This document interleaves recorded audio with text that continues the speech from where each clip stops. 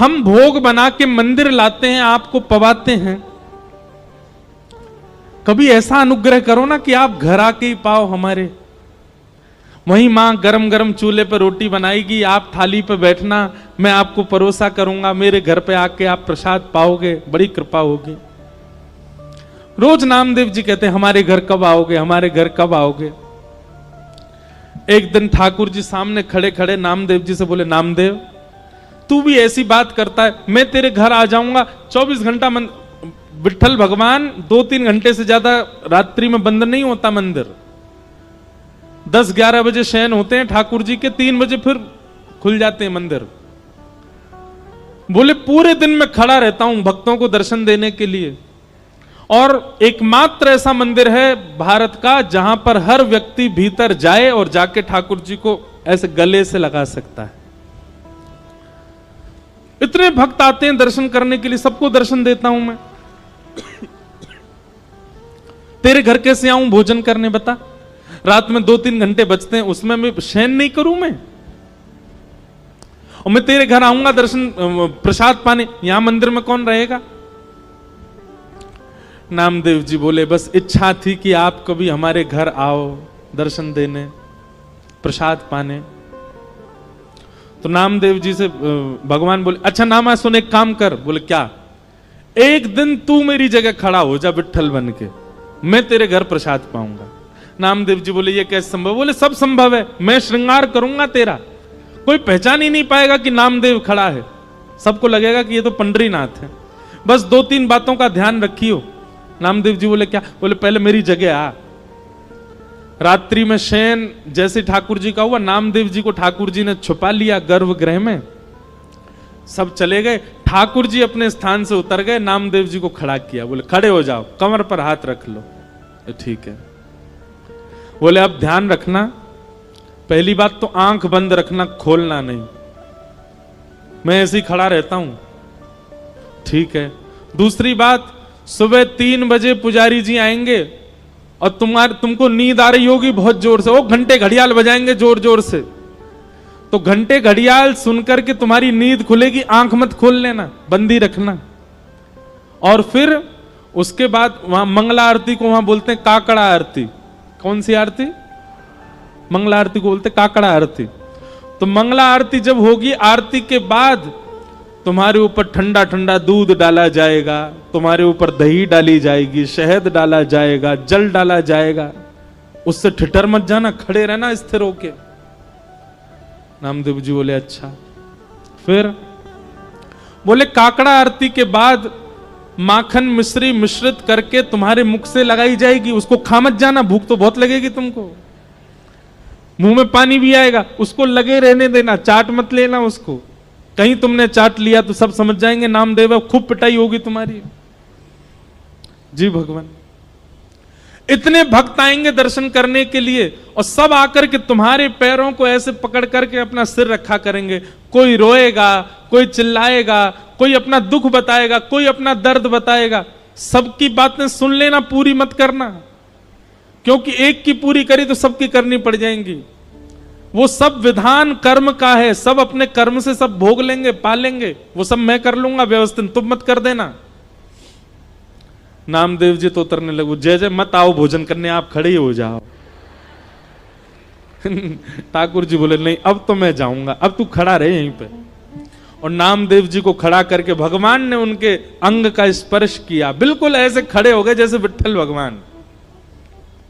ठाकुर जी बोले अब खड़ा रहे, मैं जा रहा हूं तेरे घर। और श्री पंडरीनाथ भगवान पीतांबरी पहने, कस्तूरी की अद्भुत सुगंधी आ रही है, कटाक्ष नेत्र मकराकृत कुंडल पहने हैं, और छम छम चलते हुए नामदेव के घर पहुंच गए। नामदेव की मैया से बोले मैया भोजन पवाओ। पहले तो बहुत रोई, स्वागत किया, लिपट गई ठाकुर जी से। मैया बोली नामा गया था आपको लेने, वो कहां है? ठाकुर जी बोले वो व्यस्त है, हमारी जगह खड़ा है मंदिर में। मैया जल्दी भोजन पवाओ। और नामदेव जी की माता जी खूब प्रेम से रोटी बना बना के पवा रही हैं। वहां नामदेव जी खड़े चुपचाप और मन में सोच रहे हैं निमंत्रण मैंने दिया था, सुख मां को मिल रहा है पूरा। इतने में ही पुजारी आ गए, घंटे घड़ियाल बजने लगे, जोर जोर की घंटों की आवाज सुन के नामदेव जी घबरा गए, पर तुरंत स्थिर हो गए, हिलना नहीं है। ठाकुर जी कह के गए। कपाट खोले, बोल पंडलीक वरदे श्री हरि विठ्ठल ज्ञान देव तुकाराम श्री पंडरीनाथ भगवान की। सब जय जयकार करने लगे। नामदेव जी स्थिर खड़े हैं। अभिषेक हुआ, मुख पे मक्खन लगा दिया, सब काम जो जो ठाकुर जी बता गए सब हुआ।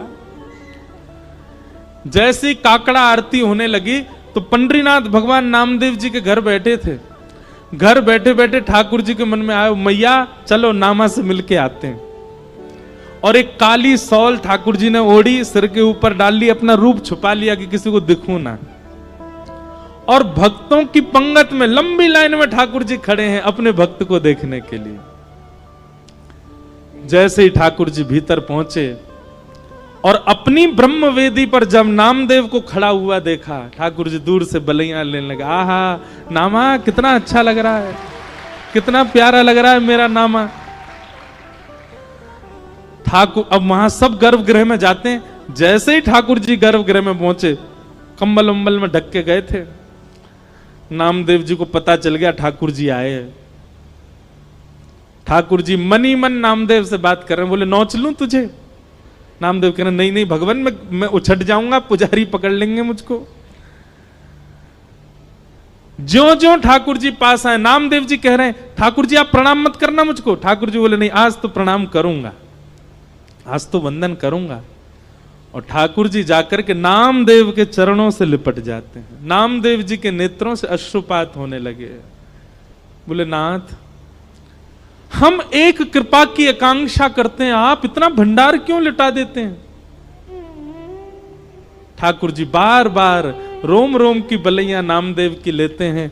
और तब से लेकर आज तक पंढरपुर में नियम है कि साल के 365 दिन में से एक दिन आज भी ऐसा मान्यता है कि वहां श्री पंडरीनाथ भगवान नहीं होते, वहां नामदेव जी ही खड़े होते हैं। और सुनो बात तो सुनो पूरी, एक दिन वहां नामदेव जी खड़े होते हैं और सब पुजारी और मंदिर प्रशासन के लोग सब दर्शनार्थियों को प्रणाम करते हैं, क्योंकि दर्शनार्थियों के अंदर ही, दर्शनार्थियों के रूप में ही रूप बदल करके पंडरीनाथ दर्शन करने आते हैं नामदेव जी का। कौन कहता है कि ठाकुर जी कृपालु नहीं है? कौन कहता है ठाकुर जी अनुग्रह नहीं करते? आज भी करते हैं। ऐसे भक्त ठाकुर जी को अति प्रिय हैं, इनको कहते हैं निर्गुण भक्त। आप कहेंगे नामदेव जी ने ऐसी क्या निर्गुणता थी? सुनिए, आज भी आप जाएंगे पंढरपुर में तो पंढरपुर का जो मुख्य द्वार है पंडरीनाथ भगवान का, वहां आप जाकर के देखेंगे तो श्री नामदेव जी महाराज की समाधि पता है कहां है? मंदिर की जो सीढ़ियां हैं चढ़ने वाली, उन सीढ़ियों में नामदेव जी की और पूरे परिवार की समाधि है। नामदेव जी का भाव है, आज से लेकर के जब तक पंडरीनाथ भगवान विराजे रहेंगे, हमारी इच्छा है जितने दर्शनार्थी आए हमारे ऊपर होकर के पंडरीनाथ का दर्शन करने जाएं, सबकी चरण रज हमको प्राप्त हो। फिर बाद में कुछ राजाओं ने और मंदिर प्रशासन ने उस स्थान को बंद कर दिया। बोले हमको पीड़ा होती है जब नामदेव जी के ऊपर पैर रख करके हम लोग दर्शन करने जाते हैं। पर नामदेव जी आज भी वहां पौड़ी में सिड्डियों के भीतर नामदेव जी की समाधि है, बैठे हैं ठाकुर जी।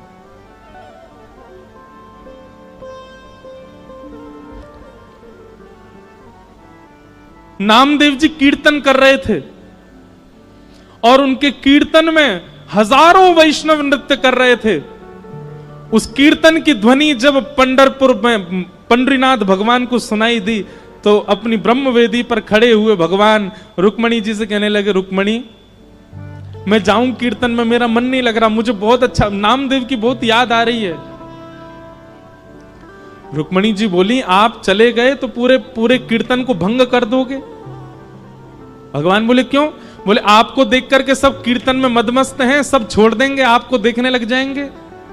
ठाकुर जी बोले मैं रूप बदल के चला जाऊंगा, मैं पीछे जाके खड़ा हो जाऊंगा, मैं किसी के सामने नहीं जाऊंगा, पर मुझे कीर्तन सुनने जाने दो। रुक्मणी जी बोली अच्छा ठीक है जाओ। ठाकुर जी रूप छिपा करके कीर्तन में पहुंचे। नामदेव जी आनंद में भर करके कीर्तन कर रहे थे और नामदेव जी के कीर्तन को सुनते सुनते सुनते ठाकुर जी इतने मंत्रमुग्ध हो गए कि भूल गए कि मुझे खुद को छुपाना है। वस्त्र हट गए, ठाकुर जी का रूप प्रकट हो गया। सब वैष्णव ठाकुर जी को देखने लगे।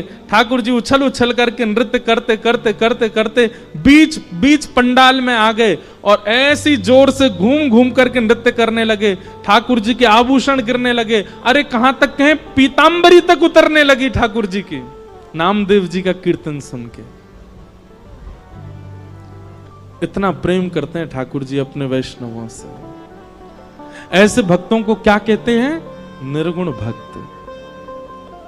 तो मैं निवेदन कर रहा था, निर्गुण भक्त ठाकुर जी को प्रिय क्यों हैं? सालोक्य, साष्टी, सामिप्य और चौथी भक्ति का नाम क्या बताया था? सारूप्य। अपना रूप प्रदान कर देते हैं ठाकुर जी।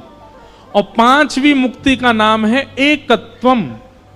एकत्वम मतलब ठाकुर जी में ही विलीन हो जाते हैं, फिर वो सदा ठाकुर जी में रमे रहते हैं। लेकिन ठाकुर जी कहते हैं, मां मेरे निर्गुण भक्त तो इतने त्यागी होते हैं, इतने इतने इतने प्रेमी होते हैं कि मैं पांचों मुक्ति भी उनके सामने प्रस्तुत करता हूं तो दिए मान न ग्रहणंती। वो पांच मुक्ति भी नहीं मांगते, नहीं चाहिए। तो क्या चाहिए उनको? केवल अपने अपने अपने अंग वस्त्र को पसार करके मुझसे केवल एक ही बात कहते हैं, क्या? बोले, नाथ जन्म जन्म दीजो याहि ब्रज बसे वो, जन्म जन्म दीजो याहि ब्रज। हे नाथ, मैं हर बार जन्म लूं और हर बार जन्म लेकर के आपका दास ही बनूं, आपके ब्रज में जन्मूं, हर बार जन्म लेकर के आपका तिलक लगा के घूमा करूं, गले में कंठी माला पहनूं, हर बार जन्म लेकर के कथा सुना करूं और दोनों भुजा उठा करके उसमें नृत्य किया करूं। नाथ, देना है तो ऐसा वरदान दे दो कि मेरा हर बार जन्म हो और मैं हर बार आपका दास बना करूं। मां, वेद शास्त्र उपनिषद पुराण सब कहते हैं कि पुनर्जन्म न लेना पड़े, ऐसे कर्म करो, पर मेरे निर्गुण भक्त कहते हैं कि नाथ कृपा करके हमको पुनर्जन्म दे दो और फिर से आपके दास बन जाएं, ऐसी कृपा कर दो। आपको भजना हमारी संपत्ति है, आपको याद करना हमारी संपत्ति है, आपकी याद में रोना बिलखना, आपकी कथा सुनना, इसमें हमको बहुत सुख मिलता है नाथ। अरे और किसी की क्या बात, पंचमुखी श्री हनुमान जी महाराज यह भी निर्गुण भक्त हैं। जब प्रभु श्री राम अपनी लीला पूरी करके जाने लगे, हनुमान जी नहीं गए साकेत। राम जी से बोले, नाथ आपके साकेत में कथा होती है? राम जी बोले, जहां मैं प्रत्यक्ष बैठा हूं वहां मेरी कथा सुनने की क्या आवश्यकता है? हनुमान जी बोले, तो फिर आप जाइए साकेत, अयोध्या वालों को ले जाइए साकेत, अपने भक्तों को ले जाइए, मैं तो पृथ्वी पर ही रहूंगा और यहीं बैठा बैठा आपकी कथा सुना करूंगा। क्यों? हनुमान जी कहते हैं, संयोग में प्रेमी केवल नेत्रों को दिखाई देता है, लेकिन जब प्रेमी का वियोग होता है और प्रेमी की चर्चा सुनने जब हम कथा में जाते हैं तो नाथ रोम रोम को प्रेमी दिखाई देता है। हम तो रोम रोम से आपके होना चाहते हैं, केवल नेत्रों से नहीं।